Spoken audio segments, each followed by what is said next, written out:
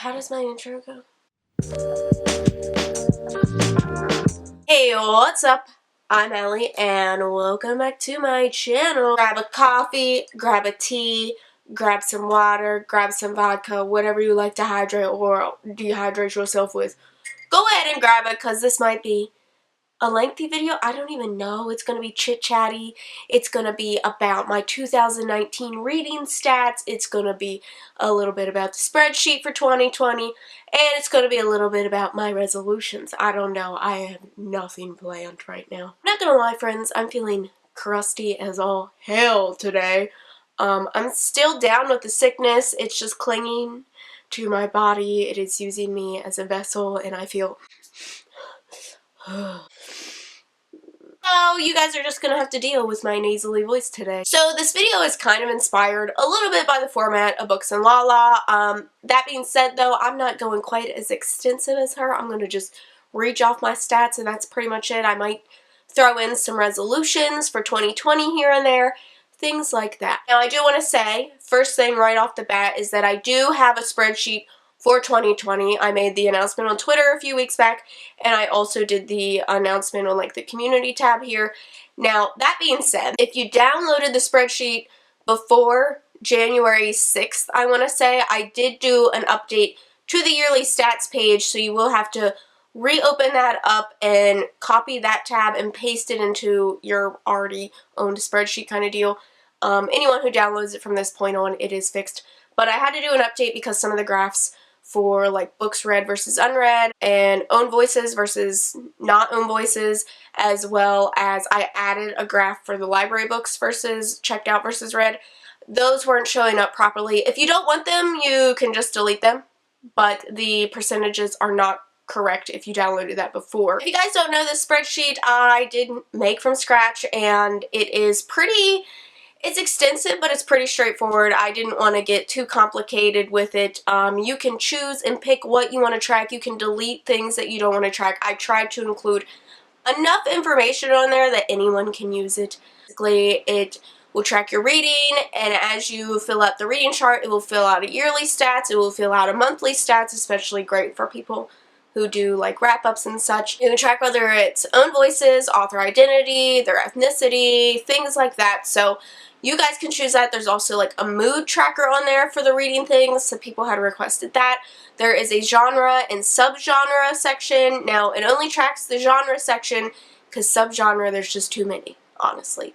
And that leaves it free for you guys to add your own if you need to, because there was no way I was coming up with every subgenre ever to exist. There is a quick instructions page, but that's pretty much it. I was originally having to ask $2 to get access to it, but it was just way too complicated to figure out, and honestly, like, I know Christmas time, not a lot of people have a lot of money, and I am leaving a tip jar. I have PayPal and Venmo. I'll leave that link down below for anyone who's interested. The spreadsheet is linked down below. I would greatly appreciate it. A lot of time and effort went into the spreadsheet, but it is there for the taking if you want it. That is what I'm going to be using in 2020. I'm not going quite extensive with my tracking. I don't really care about a lot of the things that it's tracking. I really just want to know the basics, which we're going to get into today. I think first I'm just going to do my overview stats, just my yearly stats. I'm sorry if I'm looking down, but there's probably going to be overlays on the screen and whatnot. First things first, let's just talk about the total things I read. A total of 117 books. Pull up some stats from Goodreads, but I don't really use them. Now, I read a total of 117 things in 2019. 2018, I had read 125. 2017 being the most at 197. Before that, 75, 57, and 42. 2015, I believe, is when I started BookTube. So I started at the end of the year. My reading really picked up once I had started BookTube, and then my third year on BookTube just really freaking took off. 2017 was the year that I discovered audiobooks and how much I love audiobooks, and they have just been a game changer. Obviously, my reading doubled, essentially. So, yeah, I feel like I just didn't read as much in 2019 just because, I don't know if I just wasn't motivated or what. Probably because I was doing those stupid Goodreads winners, and I hated almost all of them, so the beginning, like the first 3 months of my year were just shit reads. So the shortest book that I read was Innocence Lost and Found, coming in at 56 pages, and the longest book was The Outsider at 561 pages. Now, I didn't actually physically read The Outsider, so that's up to you to decide, because I technically don't count my page numbers for audiobooks. That being said, the physical total amount of pages that I read was 20,557, which is coming in at about 56 pages per day. That's my average. I read a total of 360 hours. Here's the thing. I decided to do a little bit of like how many hours I spent with books throughout the year. So it takes me on average about an hour to read 100 pages. So every 100 pages would equal an hour. And then on top of that, my audiobooks I listen to 2 times speed, so I would half the time with those because I'm not listening to the full extent that they are listed as. So I ended up spending a total of 386 hours with books in 2019. It's probably give or take some, but that's kind of a roundabout. Okay, talking about genres, so I ended up combining 2 categories, but let's just go around the circle. So nonfiction was about 1% of my reading, and that was just because I read the Goodreads winners, really. Paranormal was about 5%, romance, strictly romance, was about 4%, sci-fi was also about 4%, short stories, this was really surprising to me, was only about 3%, which is crazy because I tend to love short story collections. I just don't think I read as many this year. Contemporary, this also surprised me because I do consider like contemporary, YA contemporary is one of like my favorite, tends to be one of my favorite most hard-hitting genres for me, and it was only at 9%. Dystopian was 4%. Fantasy, no surprise, was 20%. Graphic novels really they really got in there, and they were 35% of my reading, which does not surprise me at all. I love graphic novels. I do think I want to just sort these as genres in 2019 and just use graphic novels maybe as a subcategory, just because I would like to know what kind of, I mean, I would assume it's mostly fantasy, but I want to track the actual genres of that a little bit better in 2020. Historical fiction was 2%. This is also surprising to me because I love historical fiction when I read it. I just never want to read it. Horror was 1%, about 2%. And then mystery thriller was about 11%, which is really surprising to me because I consider that one of my most read genres. I read about 11. Mystery thriller, I read about 13. Fantasy, I read 22, and then graphic novels, I read 41 graphic novels. So, average star rating. I don't actually have the clip of me talking about this, but I gave out 0 1 stars, 1 1.5 star, 5 2 stars, and 7 2.5 stars. I think this is surprising, but I also think this goes along with the Goodreads challenge that I did. 17 3 stars, 20 3.5 stars, 32 4 stars, 15 4.5 stars, and 19 5-star ratings. So I think I definitely am getting the hang of like what I like, and I feel like I've read more 4 to 5-star books than I have in the past. So my camera died. So here we go again. I don't even know where I left off at. Oh Jesus. I think what was most interesting out of all my stats was the format of books that I was reading. So I would consider myself definitely reading more physical books, which was true. However, I read a total percentage of about 51 physical books, and then about 33 audiobooks, and then 25 ebooks. This blew my mind because for some reason I just was not thinking that I was reading that many ebooks, but I had 39 audio, 29 ebook, and 49. Wow, that is very satisfying. Physical books. So that was interesting. And then a lot of people consider me a YA booktuber since I do tend to talk about a lot of YA. However, that was not the majority of my reading. So YA, I read 45, which was about 39%. I read 25 middle grade, which is about 21%. And then I read 47 adult, which is about 40%. So the majority of my reading was adult, my friends. I had borrowed at least what I told you guys, 92 items from the library. Now, I borrow other things outside of the things that I show you guys here. I borrow movies sometimes. I borrow a lot of plant books and like DIY and cookbooks. I don't really include those in my stats because I just take them home. I look through them real quick and I take them right back. So, of the 92 readable books that I brought home, I read 53 of those. So, 57% of the library books that I brought home, I read, which is much higher than I thought it would be. So, of the books that I read, 53 of those were borrowed from the library. 13 of those were ones that I had bought or already owned. 10 of those had been gifts at some point and already owned. 32 of those were from Scribd. I love me some Scribd. And 7 of those were ARCs. The library is really taking up a lot of my time. The main focus in 2020 I really want to do is reading down my owned TBR. Especially, I really want to finish the series that I have started and own. There's so many of them that I have started and I own the rest of the series and I just haven't finished them. So, I need to finish those. I want to read 50 books. I think that's definitely accomplishable. I'd be really ecstatic to reach over 100. Let's get into, I guess, the monthly. I had originally started tracking the books that I was bringing in and just kind of dropped off on that.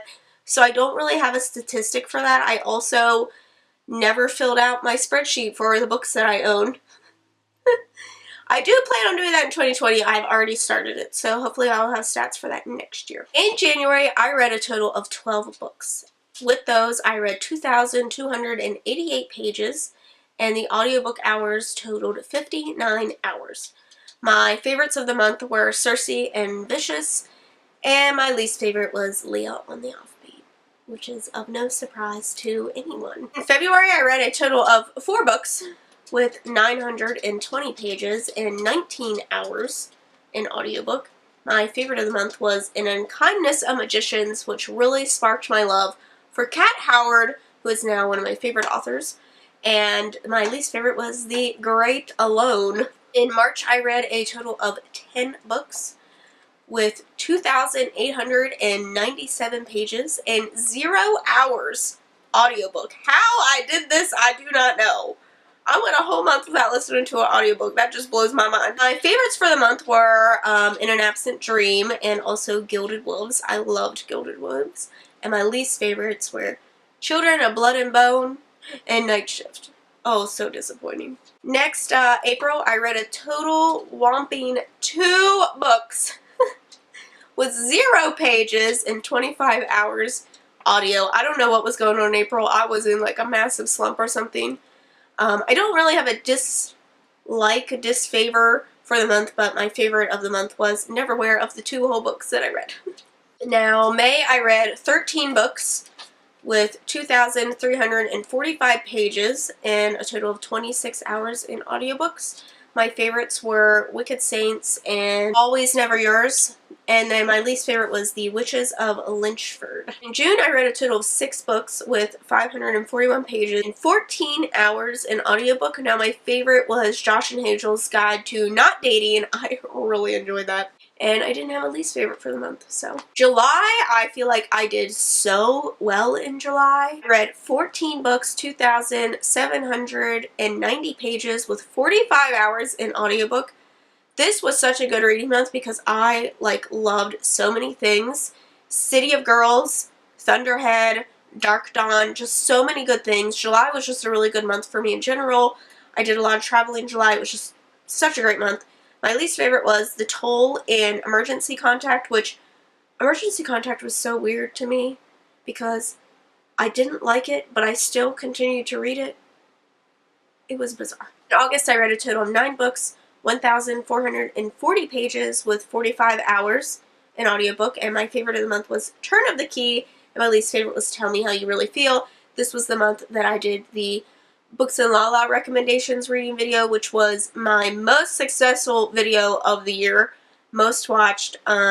It was also, I didn't enjoy most of the books that I read, but I had a lot of fun filming it. I liked filming in someone else's format and kind of getting a feel for vlogging because I feel like I'm still trying to find my style of a vlog, so that was a really fun video to do. I'm still waiting for someone to do mine. Not that important. September, I read 8 books with a total of 1,723 pages and 19 hours audiobook.